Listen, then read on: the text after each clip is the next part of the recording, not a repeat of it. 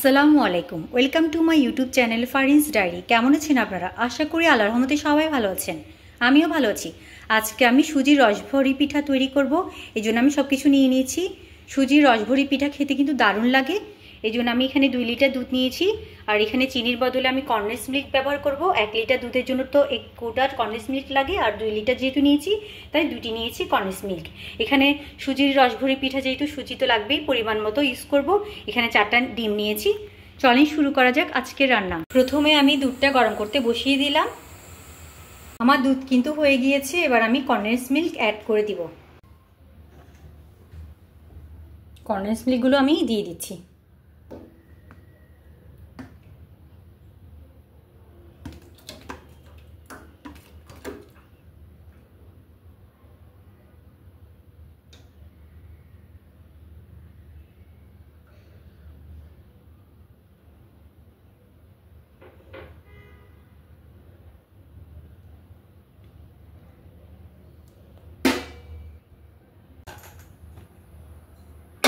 আমি দুধগুলোকে কিন্তু কনডেন্স মিল্কের সাথে মিশিয়ে নিয়েছি। অফ ক্যামেরায় কিন্তু আমি পুরোটা কনডেন্স মিল্ক দিয়ে দিয়েছি এবং দুধের সাথে মিশিয়ে নিয়েছি।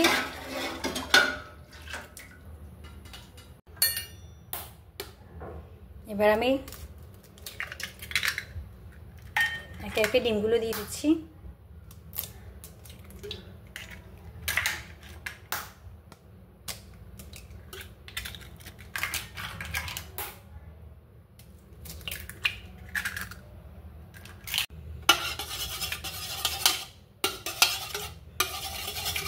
ডিমগুলোকে ভালো করে গুলিয়ে নেব।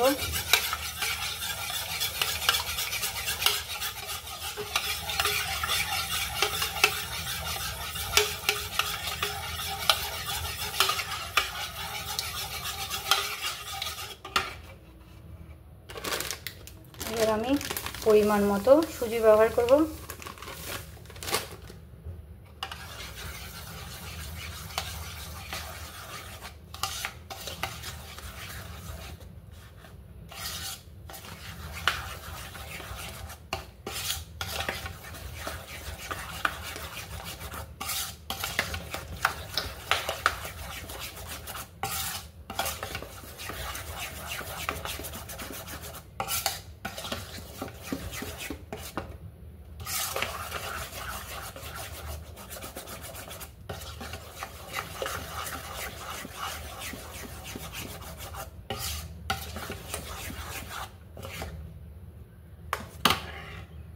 10 মিনিট পর আমি আবার এলাম। এটা কিন্তু আমি এভাবে ডিমের সাথে সুজিটা কিন্তু এভাবে মিক্স করে কিন্তু 10 মিনিট রেখে দিয়েছিলাম।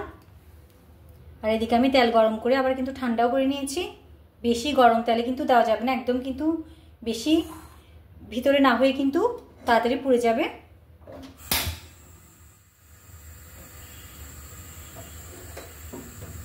এবার আমি আরেকটু গরম করে নিচ্ছি।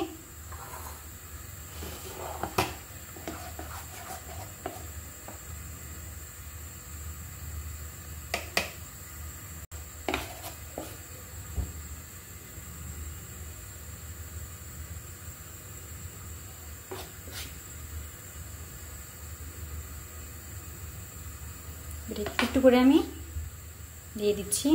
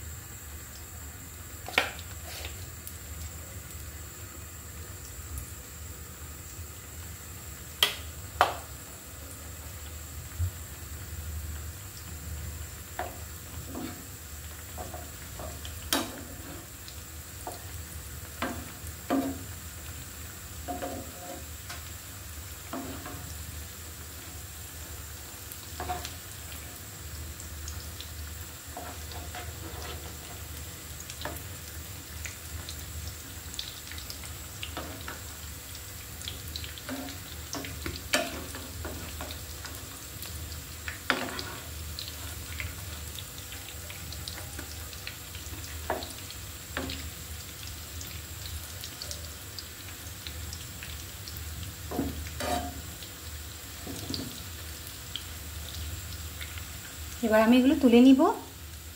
দেখতে পাচ্ছেন এই কালার হওয়ার পর কিন্তু আমি তুলে নিয়েছি, বেশি লাল লাল করে ফেলা যাবে না। এবার আমি আরও কিছু দিয়ে দিব। এখন কিন্তু চুলাটা অফ করে দিয়েছি। কিছুক্ষণ পর তেল ঠান্ডা হলে আবার বানানোর আগে আমি চুলাটা অন করে দিব। এরপর কিন্তু আমি আবার দিয়ে দিব, না হলে কিন্তু কালারটা সৌন্দর্য নষ্ট হয়ে যাবে।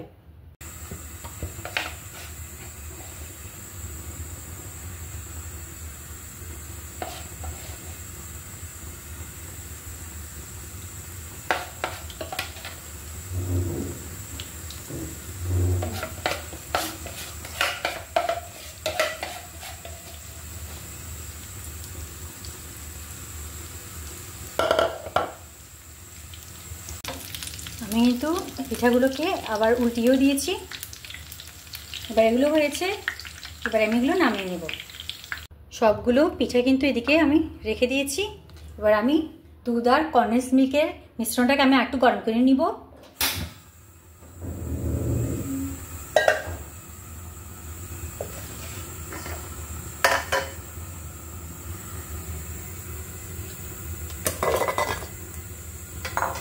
এই পাত্রে কিন্তু আমি দুধটা ঢেলে নিব।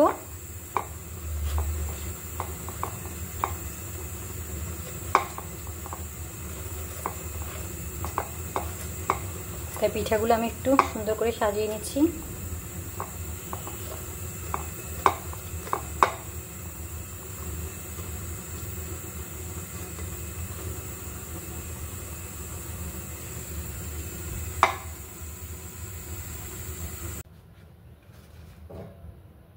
এবার আমি পিঠাগুলোর মধ্যে কিন্তু দুধটা ঢেলে দিচ্ছি।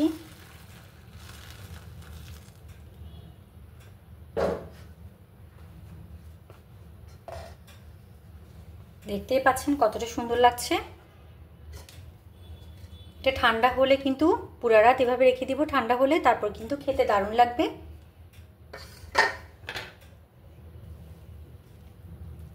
দুধ, কনডেন্স মিল্ক এগুলো কিন্তু সব যখন পিঠার মধ্যে চলে যাবে, খেতে কিন্তু খুবই মজা হবে।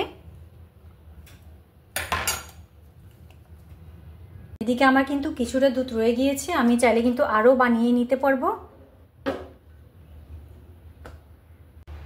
দেখি কি অবস্থা। এখানে কিন্তু আমি অফ ক্যামেরায় আমি কিছুটা কাজু বাদাম অ্যাড করে দিয়েছিলাম।